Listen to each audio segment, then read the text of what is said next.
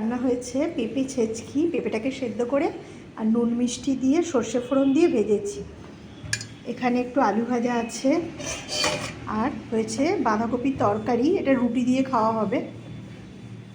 এখানে আছে আলু দিয়ে কাটাপোনা মাছের তরকারি,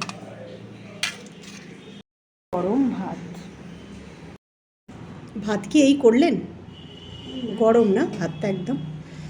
এই পেঁপের ছেঁচকিটা হয়েছে তো গরম ভাতের সঙ্গে বেশ ভাল লাগে। আর আজকে তো মাছ দিয়ে আলু দিয়ে ডালনা করেছি,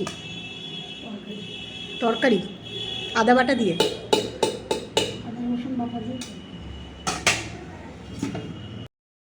আজকে তাহলে আমাদের রান্না হয়েছে পেঁপে ছেঁচকি, বেশ মিষ্টি মিষ্টি হয়, ভালো লাগে। আর এদিকে মাছ দিয়ে আলু দিয়ে তরকারি।